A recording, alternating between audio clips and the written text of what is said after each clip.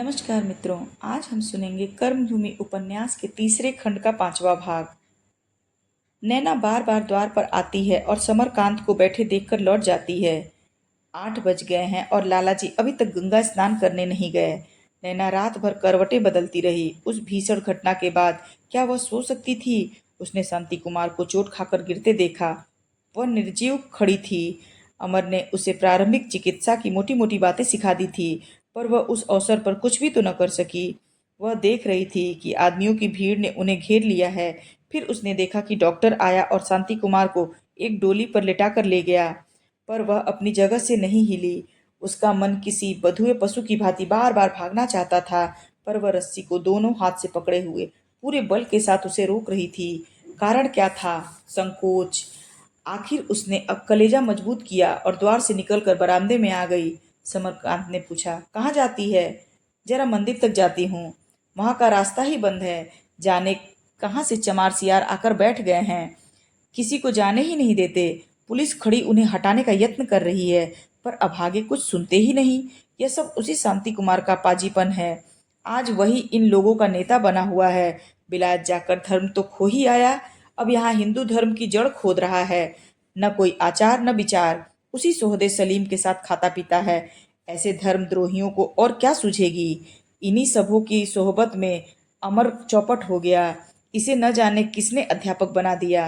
नैना ने दूर से ही यह दृश्य देखकर लौट आने का बहाना किया और मंदिर की ओर चली। फिर कुछ दूर के बाद एक गली में होकर अस्पताल की ओर चल दी। दाहिने बाएं चौकन्नी आंखों से ताकती हुई वह तेजी से चली जा रही थी, मानो चोरी करने जा रही हो। अस्पताल में पहुंची तो देखा हजारों आदमियों की भीड़ लगी हुई है और यूनिवर्सिटी के लड़के इधर उधर दौड़ रहे हैं। सलीम भी नजर आया। वह उसे देखकर पीछे लौटना चाहती थी कि ब्रजनाथ मिल गया।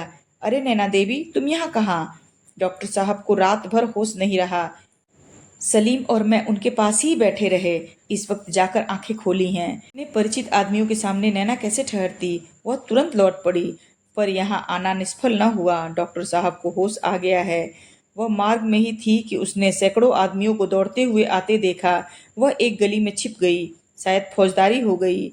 अब वह घर कैसे पहुंचेगी? संयोग से आत्मानंद जी मिल गए। नैना को पहचान कर बोले, यहाँ तो गोलियां चल रही हैं। पुलिस कप्तान ने आकर फेर करा दिया है।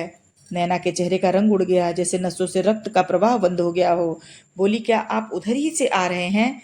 हाँ, मरते मरते बचा। गली गली निकल आया। हम लोग केवल खड़े थे, बस कप्तान ने फेर करने का हुक्म दे दिया। तुम कहाँ गई थी? मैं गंगा स्नान करके लौटी जा रही थी। लोगों को भागते देखकर इधर चली आई। कैसे घर पहुंचूंगी? इस समय तो उधर जाने में जोखिम है। फिर एक क्षण के बाद कदाचित अपनी कायरता पर लज्जित होकर कहा, किंतु गलियों में कोई डर नहीं। चलो मैं तुम्हें पहुंचा दूं। कोई पूछे तो कह देना मैं लाला समरकांत की कन्या हूँ। नैना ने मन में कहा, यह महाशय सन्यासी बनते हैं, फिर भी इतने डरपोक हैं। पहले तो गरीबों को भड़काया और जब मार पड़ी तो सबसे आगे भाग खड़े हुए। मौका न था, नहीं तो उन्हें ऐसा फटकारती कि याद करते। उनके साथ कई गलियों का चक्कर लगाती। कोई 10 बजे घर पहुंची। आत्मानंद फिर उसी रास्ते से लौट गए। नैना ने उन्हें धन्यवाद भी न दिया। उनके प्रति अवलेश मात्र भर भी श्रद्धा न थी। अंदर गई तो देखा सुगदा सदर द्वार पर खड़ी है और सामने सड़क से लोग भागते चले जा रहे हैं। सुगदा ने पूछा, तुम कहाँ चली गई थी बीबी? पुलिस ने फैर करा दिया। बेचारे आदमी भागे जा रहे हैं। मुझे तो रास्ते में ही पता लगा। गलियों में छिपती हुई आई हूँ। लोग कितने कायर हैं, घरों के किवाड़ बंद तक कर लिए। लालाजी जाकर पुलिस वालों को मना क्यों नहीं करते? इन्हीं के आदेश से तो गोलियां चली हैं। मना कैसे करेंगे? अच्छा, दादाजी ने ही गोलियां चलवाई हैं? हाँ, इन्हीं ने जाकर कप्तान से कहा और अब घर में छिपे बैठे हैं। मैं अछूतों का मंदिर जाना उचित नहीं समझती, लेकिन गोलियां चलते देखकर मेरा खून खौल रहा है। जिस धर्म की रक्षा गोलियों से हो, उस धर्म में सत्य का लोप समझो। देखो देखो, उस आदमी बेचारों को गोली लग गई है, छाती से खून बह रहा है।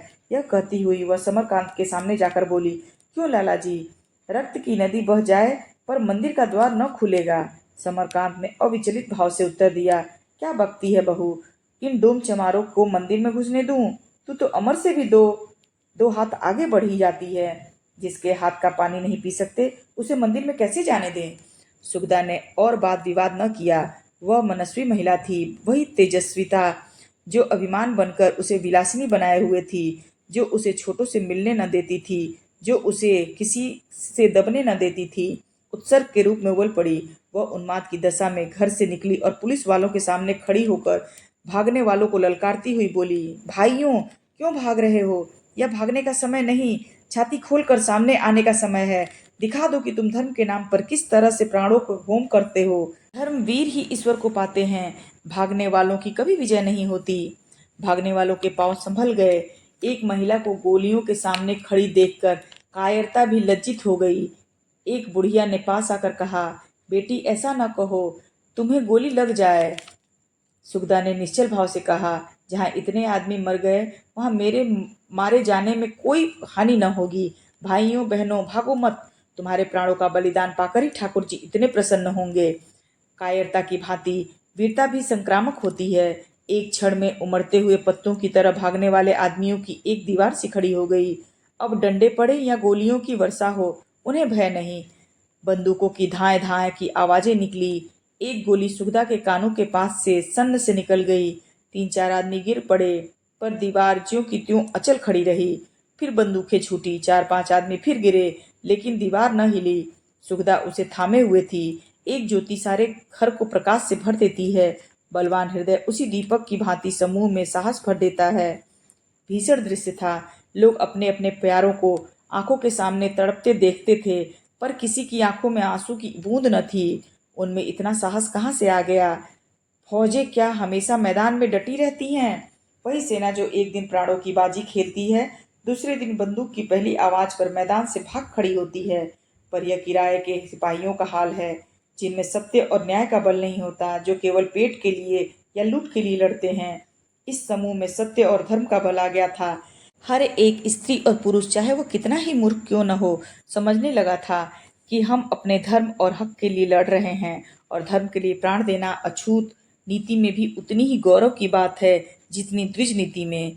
मगर यह क्या, पुलिस के जवान क्यों संगीने उतार रहे हैं? बंदूकें क्यों कंधों पर रख ली? अरे सब के सब पीछे की तरफ घूम गए। उनकी 4-4 की कतारें बन रही हैं। मार्च का हुक्म मिलता है। सब के सब मंदिर की तरफ लौटे जा रहे हैं। एक कांस्टेबल भी नहीं रहा, केवल लाला समरकांत पुलिस सुपरिटेंडेंट से कुछ बातें कर रहे हैं। जन समूह उसी भांति सुगदा के पीछे निश्चल खड़ा है। एक क्षण में सुपरिटेंडेंट भी चला जाता है। फिर लाला समरकांत सुगदा के समीप आकर ऊंचे स्वर में बोलते हैं, मंदिर खुल गया है, जिसका जी चाहे दर्शन करने जा सकता है, किसी के लिए रोक नहीं। जनसमूह में हलचल जान पड़ती है। लोग उन्मत्त हो होकर सुगदा के पैरों पर गिरते हैं और तब मंदिर की तरफ दौड़ते हैं। मगर 10 मिनट के बाद ही समूह उसी स्थान पर लौट आता है और लोग अपने प्यारों की लाशों से गले मिलकर रोने लगते हैं। सेवाश्रम के छात्र डोलियां ले लेकर आते हैं और आहतों को उठा ले जाते हैं। वीरगति पाने वालों की क्रियाकर्म का आयोजन होने लगता है। बजाजों की दुकानों से कपड़ों के थान आ जाते हैं। कहीं से बांस, कहीं से रस्सियां, कहीं से घी, कहीं से लकड़ी। नेताओं ने धर्म पर ही विजय नहीं पाई, हृदयों पर भी विजय पाई। सारा नगर उनका सम्मान करने के लिए उतावला हो उठा। संध्या समय इन धर्म विजेताओं की अर्थियां निकली। शहर फट पड़ा। जनाजे पहले मंदिर द्वार पर गए। मंदिर के दोनों द्वार खुले हुए थे। पुजारी और ब्रह्मचारी किसी का पता न था। सुगदा ने मंदिर से तुलसी दल लाकर अर्थियों पर रखा और मरने वालों के मुख में चरणामृत डाला। वह द्वार खुला हुआ वीरों का स्वागत करने के लिए हाथ फैलाए हुए है, पर ये उठने वाले नहीं, अब द्वार की ओर आंख उठाकर भी नहीं देखते। कैसे विचित्र विजेता हैं, जिस वस्तु के लिए प्राण दिए उसी से इतना विराग।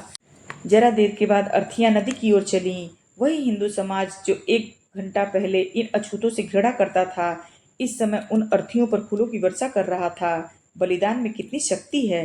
और सुखदा, वह तो विजय की देवी थी। पग पग पर उसके नाम की जय जयकार हो रही थी। कहीं फूलों की वर्षा होती थी, कहीं मेवों की, कहीं रुपयों की। घड़ी भर पहले वह नगर में नगण्य थी, इस समय वह नगर की रानी थी। इतना यश बिरले ही पाते हैं। उसे इस समय वास्तव में दोनों तरफ के ऊंचे मकान कुछ नीचे और सड़क के दोनों ओर खड़े होने वाले मनुष्य कुछ छोटे मालूम होते थे, पर इतनी नम्रता, इतनी विनय उसमें कभी न थी, मानो इस यश और ऐश्वर्य के भाव से उसका सिर झुका हुआ था।